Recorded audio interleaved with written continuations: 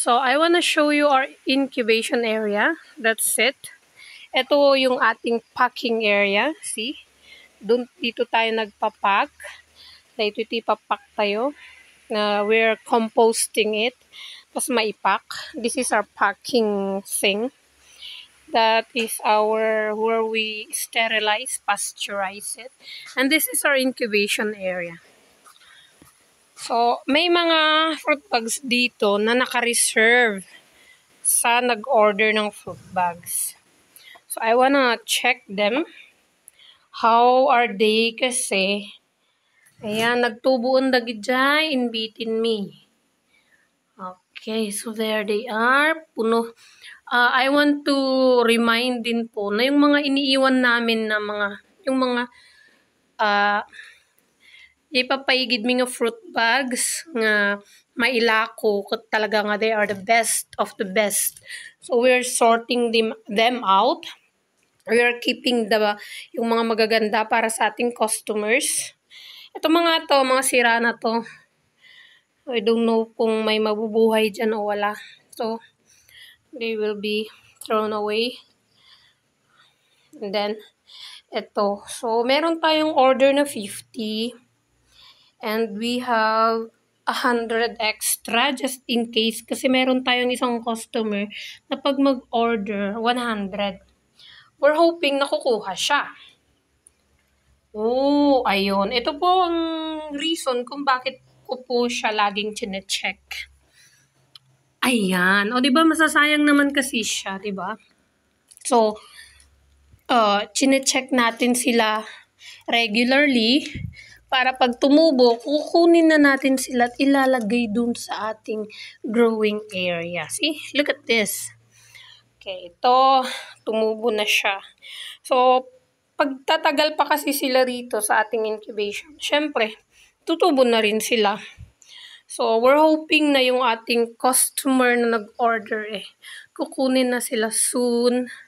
Ayan, di ba? Look at this. Tumubo siya sa side kasi hindi po maiiwasan. May times na meron mabubutas siya. Doon siya tumutubo And then doon sa yan. Ang cute. Ayan. So ito po, kukunin na natin siya. Ilalagay ho natin sa ating growing area para doon naman siya mag-thrive, di ba? Ayan, maganda na itong bukas. Ayan, so we're going to, ouch, close our door. And we're going to go hang it into our growing area. Ito pong ating growing area. Its walls are made of sacks. Ito po yung sacks na hiningi ko po dun sa sa mga nagtatrabaho dun sa AIP Constructions. Ayan. Ayan po siya. Ayan. Ginawa ko naming wall kasi wala ko kaming budget para pasemento po yung ating wall. So, ito na tayo. Let's silip-silip din. Ayan. Oh, look at this. Diba? Ayan, tumubo na sila. Ayan, kasabay niya, diba? So, we need to regularly check yung mga naiiwan dun sa ating incubation. Kasi pag tutubo na sila, you have no choice. Kailangan, ay! Oh. Sorry, wala akong divider. Kasalanan ko yon. I have no divider with me. Let's see.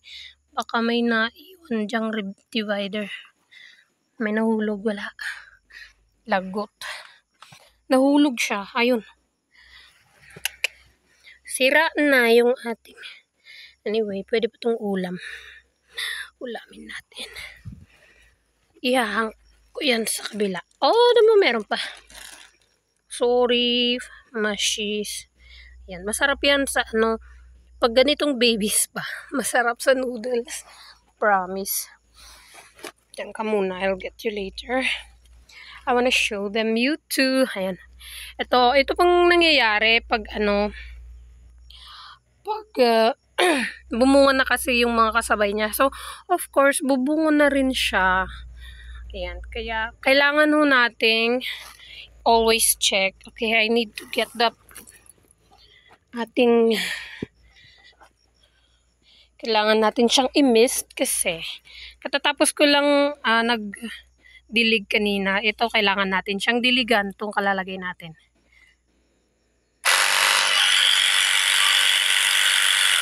Ayan. Ayan, nadiligan na siya. Okay na siya. Ayan. So, okay na siya. Ayan.